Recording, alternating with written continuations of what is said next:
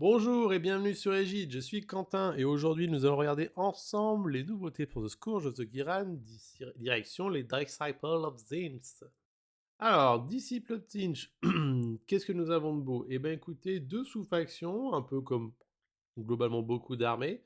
La première est un passif, donc tant vous répondez à la condition vous êtes éligible, ne faites pas attention à la couleur de ce dernier, qui vous dit que toutes les friendly arcanites, donc arcanites ce ne sont pas les unités de démons, ce sont les mortels entre guillemets, auront sur leur arme la règle crit to hit tant qu'ils sont entièrement à 12 d'un démon.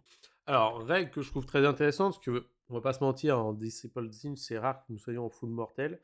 Le full démon existe, mais le full mortel non. Donc là, vous avez la possibilité d'avoir des unités mortelles qui seront buffées autour des démons. Et vous avez souvent un Lord of Change ou Kéros, donc c'est pas la mort, et ou des petits héros qui sont démons qui vous accompagnent. Donc crit to hit, bah, mathématiquement c'est un super bonus quand vous commencez à saturer un peu, et on va voir que le profil de certaines unités étant refait, on va vous encourager un peu à jouer ça. Donc une très bonne sous-faction qui vous ouvre un gameplay, on va dire, qui était inexistant en Dark Disciple of Zinch, donc à savoir jouer des mortels qui viennent combattre. Donc assez intéressant à ce niveau-là.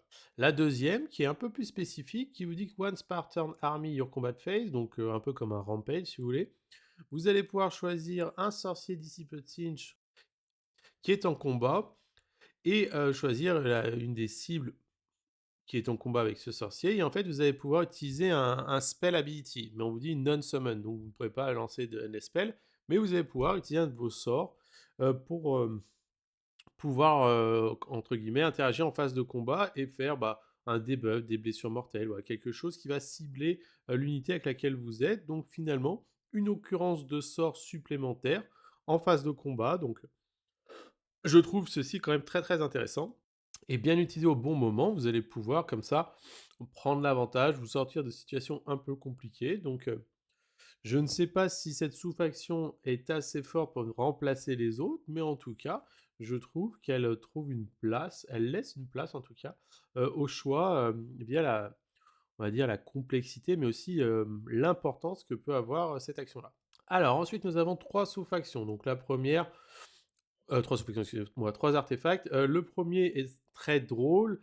Il vous demande de choisir au déploiement une unité, quoi, l'unité qui porte une arme de mêlée, et la caractéristique de cette dernière deviendra 2d6. Ce qui est assez intéressant, c'est que principalement les sorciers ne sont pas des grands combattants, mais vous avez quand même certains profils avec certains héros qui commencent à être intéressants quand vous passez en 2d6, hein. Donc pourquoi pas avoir un héros un peu plus burné qui va venir se battre au corps à corps. Je ne sais pas si si le manuel du général de juin qui arrive comporte des tactiques de bataille dans lesquelles vos héros doivent aller laver au corps à corps des unités, mais en tout cas, si c'est le cas, cet artefact est plutôt bienvenu. Le deuxième, Arcane Siphon, vous dit que vous allez pouvoir choisir une manifestation alliée au ennemi qui n'a pas été setup ce tour-ci. Donc setup sur tour-ci, principalement, c'est qu'elle a été invoquée. Donc c'est pour pas vous retrouver dans quelque chose qui soit trop fort, votre adversaire a du mal à invoquer une manifestation, la détruisez directement. Et donc, qui est à 12 pouces du porteur de cet artefact. Et sur un 3+, la manifestation est banish, donc ça c'est, on va dire, automatique. Et en plus de ça, vous allez vous soigner X, et X est la valeur de point de vie de la manifestation. Donc c'est que les manifestations entre 6 et 12 points de vie en moyenne. Donc, on va pas se mentir, hein, ça vous fait quand même un gros soin sur des unités qui peuvent en avoir besoin. Donc, ça ne se fait qu'à votre phase de héros, mais c'est grosso merdo sur un 3+, un ralliement gratos que vous n'avez pas besoin de faire. Et la troisième est assez intéressante aussi, elle va vous dire à votre phase de héros, si jamais, si jamais une manifestation ennemie a été bannie à cette phase. Donc bannie à cette phase, normalement si c'est votre phase de héros, il n'y a que vous qui avez pu la bannir, parce que votre adversaire ne peut pas, à moins d'avoir une caractéristique particulière. Et ben, vous allez pouvoir utiliser une summon ability de votre lore à vous, pas de celle de votre adversaire, mais cette dernière ne comptera pas comme un power leveling, si vous voulez. Normalement, vous savez que vous pouvez faire un nombre limité d'invocations ou un banish, et ben là, vous allez pouvoir faire une summon ability de cette manière-là, donc finalement augmenter votre nombre de sorts que vous allez pouvoir lancer. Ce qui est assez intéressant, c'est que à la lecture des articles de Games, on nous laisse sous-entendre que nous allons pouvoir choisir peut-être plusieurs artefacts, il nous reste des points. Donc là, on aurait un combo tout de suite où à votre tour, vous choisissez une manifestation ennemie, vous la bannissez, vous vous soignez, et en plus de ça, vous allez pouvoir relancer un sort avec un autre mec à côté, un autre sorcier à côté. Donc je ne sais pas si ça va fonctionner comme ça. En tout cas, je trouve que les trois sont très intéressants et proposent, on va dire, une spécialisation magie, bannissement, contrôle avec le soin, donc des bons outils. Alors maintenant, les deux profils modifiés, vous avez l'Ogroïde Thaumaturge et les Clérics Acolytes. Donc l'Ogroïde Thaumaturge, on est sur 8 PV save à 5, c'est quand même très fragile pour un héros sorcier de niveau 1, qui a pour vocation, on va dire, d'aller au corps à corps. Pourquoi? Avec 6 attaques, 4-2, moins 1-2, moins 1-3 en charge, c'est un beau bébé. Au tir, 12 pouces, 3 attaques, 3-4, 120 dégâts des 3, ce n'est pas exceptionnel. Cependant, vous avez un passif qui est assez intéressant, qui vous dit que, à l'instar de toutes les Ward A4 du jeu, vous bénéficierez d'une Ward A4 tant que vous êtes within combat range, donc c'est à 3 pouces, d'une unité non héros arcanite. Donc là, on comprend que ça s'oriente vers la sous-faction où les héros arcanites auront quoi qu'on s'appelle. Vous allez buffer les unités arcanites autour des démons et lui sera là. C'est pas un démon, mais lui il sera là à côté de ses unités arcanites et il va avoir une ward à 4 et les unités prendront les blessures mortelles à sa place. Donc, ce qui va finalement vous donner 8 points de vie en save à 5, ward à 4, c'est tout de suite beaucoup plus tanky, et ce personnage va pouvoir aller au corps à corps, mettre des tatanes, et buffer finalement la magie, et utiliser soit la sous-faction qu'on a pu voir avec les arcanites, soit la sous-faction qui vous permet de lancer des sorts au corps à corps. Et en plus de ça, vous avez un corps charge qui est très intéressant, c'est une One Spartan Army Any Charge Phase, qui vous dit que si cette unité n'est pas engagée, votre thaumaturge, vous allez pouvoir choisir une unité arcanite qui est en combat, et du coup, vous allez pouvoir retirer du champ de bataille votre thaumaturge et le mettre à 1 pouce de l'unité arcanite que vous avez choisie et engager. Donc finalement, vous allez pouvoir, c'est très drôle, hein, si vous n'êtes pas engagé, charger n'importe où sur la table tant que vous avez une unité de cléric, quoi de cléric, une unité arcanite, juste avec le mot-clé, qui est engagée.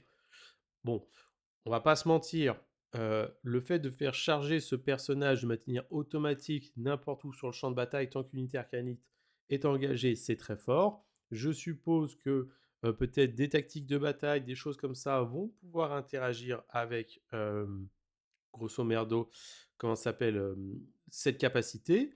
Après, au corps à corps, ça reste un bon personnage combattant. Vous aurez en plus votre ward à 4, et ainsi de suite, et ainsi de suite.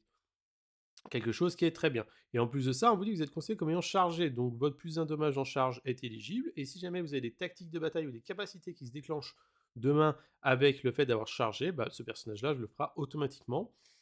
J'ai du mal à me projeter aujourd'hui avec ce profil, je trouve très intéressant, cependant, je pense qu'il faudra vraiment avoir le nouveau manuel du général pour pouvoir se rendre compte de la puissance de ce dernier. Et ensuite, pour finir, donc les clérics acolytes, un PV save à 5, bouge de 5, un dossé. Au corps à corps, 2 attaques 4-3 sans reine dégâts 1, et donc vous avez compris que c'est une unité qui est éligible. Vu qu'il y a le mot-clé arcanite, elle est en crit to hit, ça joue par 10, donc un pack renforcé de 20, ça fait quand même 40 patates. 4-3 crit to hit, sans reine dégâts 1. Très intéressant, vous avez un passif qui vous dit que vous ajoutez 1 aux dommages caractéristiques pour les armes de mêlée de cette unité quand elle est entièrement à 12 d'une manifestation alliée ou ennemie. Donc les manifestations anti-Sinch, vous savez que vous en avez souvent. A priori, la manière dont marchent les manifestations risque légèrement de changer, voire certaines être payantes, donc peut-être qu'on en verra encore plus. Donc, vous vous retrouvez avec une unité qui est quand même très très burnée. On parle quand même d'une unité qui se retrouve en dégâts 2. Donc le dégât 2, crit to hit, c'est pas déconnant du tout. Et en plus de ça, on vous dit que vous allez pouvoir, en phase de tir, choisir une unité ennemie à 12 pouces de cette dernière. Alors c'est One Spartan Army, donc une seule unité pourra le faire, mais je pense que vous allez jouer plusieurs unités de clérics. Et contre cette unité en question, les clérics acolytes auront Reine plus 1. Donc là, en fait, vous vous retrouvez avec, je vais peut-être exagérer, mais vous n'êtes pas loin de Chosen, c'est-à-dire 2 attaques crit to hit, 4-3 moins 1, 2, sous un setup qui est quand même facile à faire, hein. Entièrement à 12 d'une manifestation, choisir un ennemi à 12, donc voilà, c'est aujourd'hui, je serais pas surpris de voir des grosses hordes de clérics acolytes avec des démons autour, buffés à la magie, avec des endless spells, des choses comme ça, et se retrouver avec une unité qui est très, très forte. En plus de ça, nous savons que maintenant l'attaque en règle vous supprime 1 de sauvegarde et honnêtement cette unité, si elle passe de save à 5 à save à 6, elle va pas en mourir, hein.